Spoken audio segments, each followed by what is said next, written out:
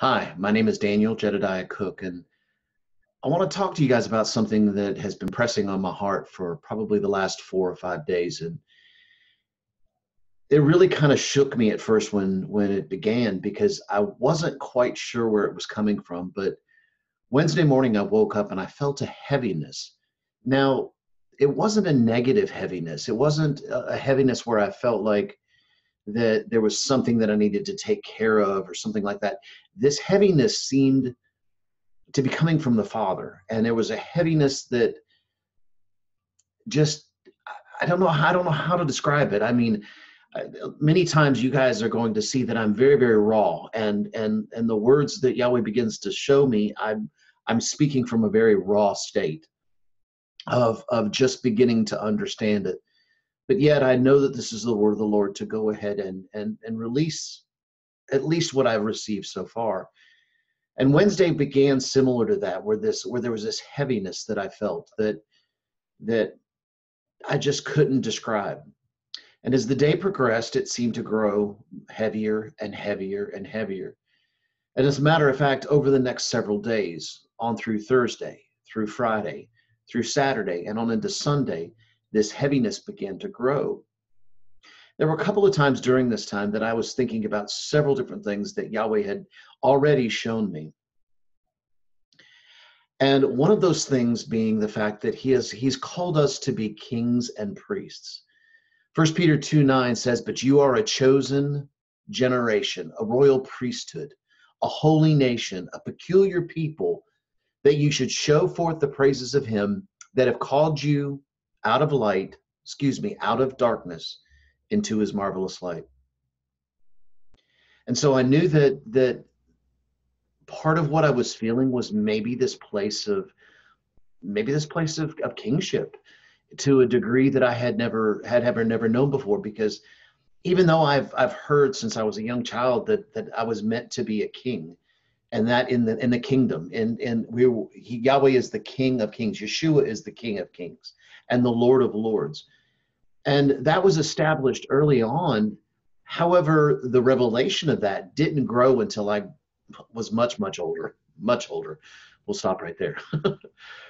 But the truth is that as I began to realize a little bit more and more, Yahweh's showing me a different perspective of this place of kingship. And in particular, dealing with the living letter Nun. Nun has been on my heart a lot lately because I've been looking at it from several different perspectives. Now, Nun is one of those living letters that actually has two forms of the letter. You've got the Nun and then the Nun final, or Nun Sophit. Now, the difference between the two letters, the two basic differences between the two letters, is that one is used during a word, but the Nun final, or the Nun Sophit, is actually used at the end of a Hebrew word. The shapes are different, they look different, and the meanings are somewhat different. Not completely, but somewhat different. Now, what I mean by that is that of being Nun. One of the meanings of Nun being that of a humbled prince, a son, an heir. And so you begin to see this place of kingship in the midst of Nun. Nun final takes that meaning of Nun and multiplies it out infinitely, to its, I want to say to its fullest extent, but the truth is that it multiplies itself infinitively in that sense. And so as I began to kind of meditate and inquire of the Lord as to why this heaviness was going on, one of the things that he kept coming back to me about was that of the place of being a king and the kingship. And now there's two different things that are, if you will, symbols, or I don't want to say objects, but symbols of being a king. One being a crown, and we've talked about the crown of Aleph earlier on. The other one is that of a scepter. the scepter in the hand of the king. And of course, I'm immediately reminded of the story of Esther, and the when she began to prepare herself to go before the king with regards to her people. And of course, one of the things that was said, that if the king did not reach out his scepter towards her, then he was just in essence rejecting her, and she would have been immediately put to death. But of course, we know the story was that when she did go to the king, that he did reach out his scepter, and she became queen a little bit later on. But again, these two symbols of the authority are just that. They're symbols that represent, so that when you look at something, you immediately identify that person as being a king, because they have the crown on their head and the scepter in their hand. And of course, we know this of Almighty Yahweh. He's his crown and his scepter in his hand. But he began to show me a little bit more about me and who I am in being a king. And there was one statement that kind of came out of all of this, and that was the honor of kings. And I began to meditate on, what do you mean by the honor of kings? And I was reminded of a scripture. Apostle Aaron Smith has talked about this for many, many years here at our church. And but Proverbs 25:2, it is the glory of God to conceal a thing or conceal a matter, but the honor of kings to search it out, to search out that matter. And be honest with you, when Yahweh began to speak to me about the honor of kings, I hadn't been looking at that particular verse. And in this particular version, in the King James Version, is where it actually says the honor of kings. I've heard the verse several different ways from several different transmissions, and all of them are beautiful because they all point to the same thing. So what is it that Yahweh was saying in the midst of this heaviness that I was feeling? And yet he was also talking to me about that of being a king. Well, a king and a kingdom have responsibility, and a king and a kingdom have the blessings of the king and being a king and being a part of a kingdom as well. And so there's just the manifest absolute glory of being that of a king, and we give that to Yahweh. But Yahweh is saying that he has made us that same way as well. But again, remember, guys, I'm being really raw here. So what I began to see here was that in this place of where this heaviness, I began to also sense and feel a cry for echad, or oneness, or being one, being in unity. Unity is only one part of being one, or being in oneness. But this spirit of echad began to just well up inside of me in this place of this seeming heaviness that seemed to be on me. And I began to think about that based on what I've been talking about so far, in this place of being a king and the honor of kings. And I've got several different analogies that Yahweh's given me over the last little bit as I've begun to think about this. And one of these is as a diamond. Because if you look at a diamond, a faceted diamond, one that has already been cut, then you look at it and you can see all the multiple facets surrounding that particular diamond, some of them small, some of them larger. And as you begin to look deeper into that and you begin to turn the diamond, the light that's coming in from the outside enters in through one of those facets or multiples of those facets at the same time. And as it does, it bounces off of other facets within that diamond.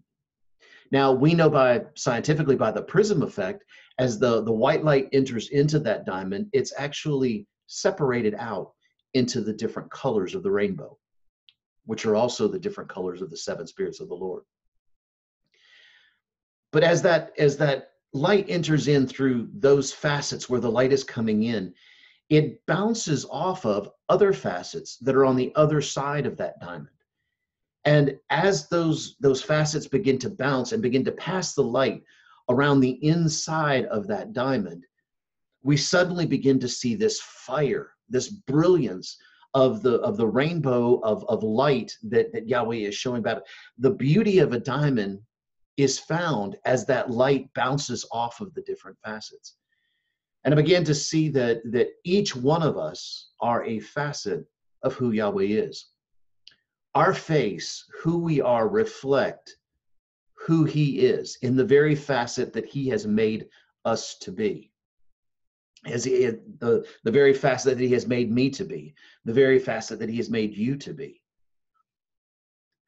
But at the same time, I need, as that light enters into me, as I spend that time with Yahweh and I begin to have his light not only come through me, but out of me as well, the fire and the brilliance really comes out as I begin to share with others, as I begin to connect with others, as the light that's in me begins to bounce off of others, as the light that's in you begins to bounce off of me, it begins this fire of brilliance, this fire of just absolute beauty on the inside of that diamond.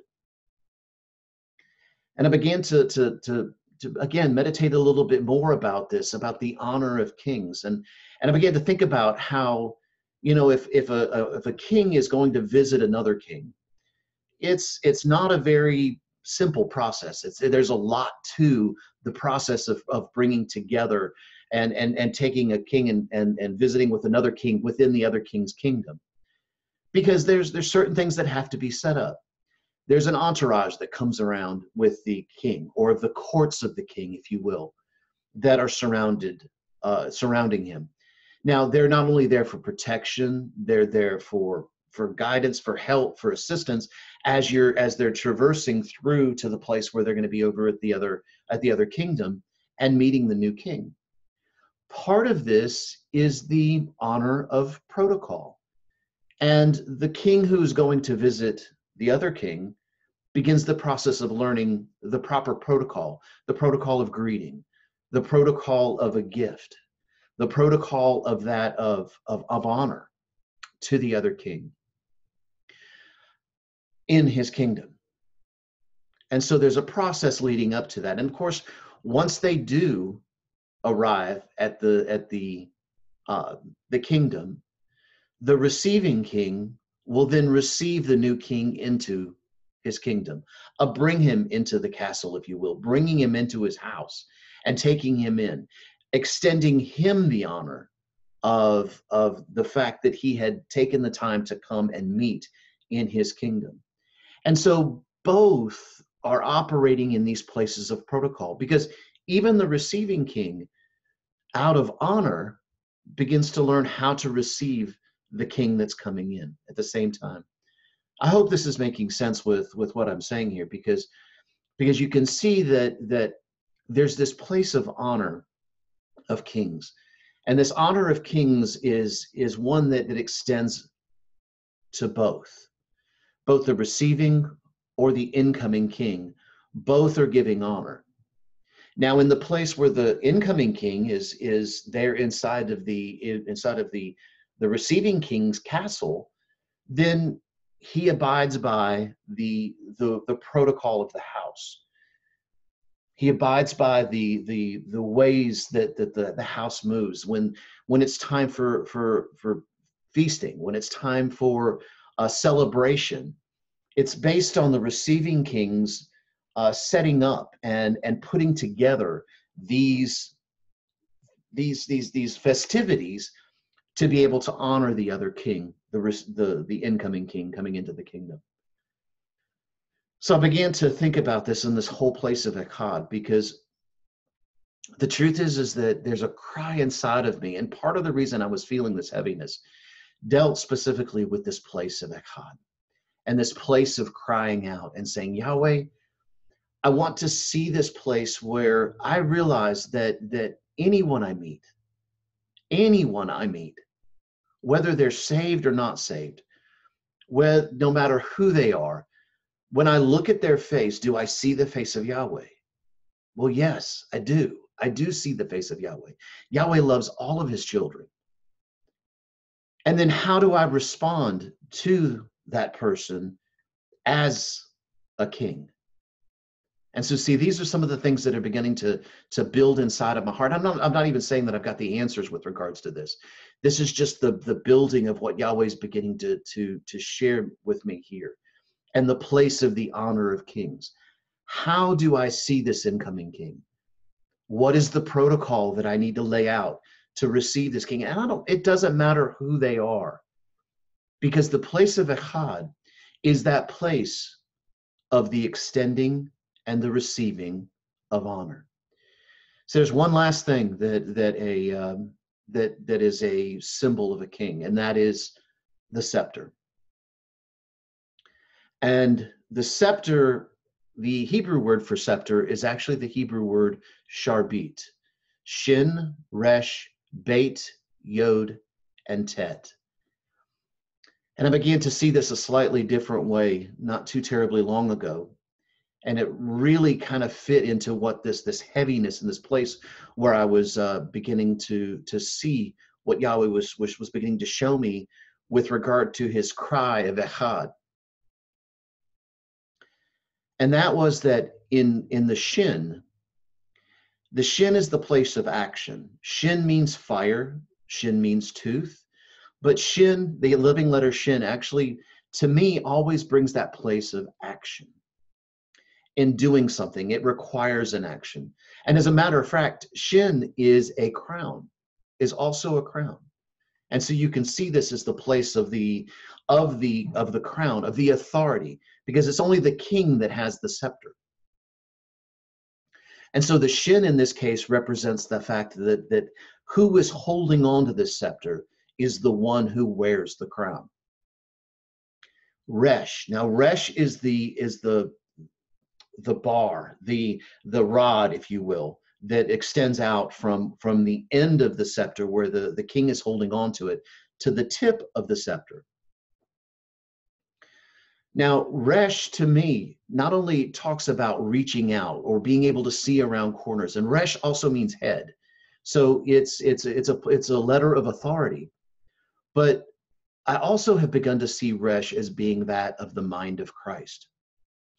And so in this place of the scepter and the reaching out of the scepter, that it's not only by the king of the hand of the king, but it's also in the place of the mind of Christ that he begins to reach out to decree or declare with his scepter. Now, the very end of the scepter usually has some sort of a knob or an ornate ending to it. Okay, and the truth is that that's where I began to see the living letter beit, because at the very, very tip, the very end of this, is that place of the communion, the place of the king who is in communion with the King of Kings. This is the place of the secret place, if you will, the place where there's an understanding, and it's all through this, the end of the scepter, where the decree and the declaration takes place. It's out of this secret place that the declaration takes place. But hidden inside of that is the yud, the little tiny dot of creation that is the allspark of creation, that begins the very word of the Lord, that takes that king who's standing with the scepter and reaching it out and declaring and decreeing something and says, this is done. It's that yud inside there that sparks into creation and begins to do the very decree that the king has decreed. Now there's one more letter, and that's the letter of Tet. Because the Tet there talks about basket. It talks about, the way I've always seen Tet is the place of the filling of the basket, if you will, the place of where Yahweh's promises, Yahweh's absolute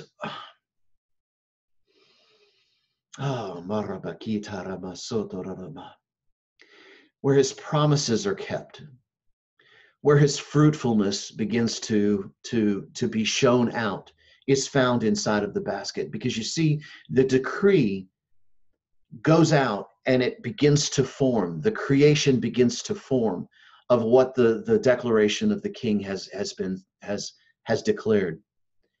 And the Tet there takes that and says, I'm going to protect it. I'm going to cover that. I'm going to hold that until this is ready to be birthed and until it's completed. So you can see that we can see this from the view of Almighty Yahweh. But Almighty Yahweh is saying, this is the honor, this is the glory that I have given to you. I may have concealed the matter within inside of the bait, within inside of the Tet. I may conceal the matter, but it is your glory, your honor to search that out.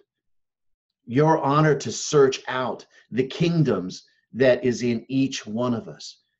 Because each one of us individually are a king. We have a kingdom that we deal with, the kingdom of ourselves, the kingdom of our family, the kingdom that he has given to us.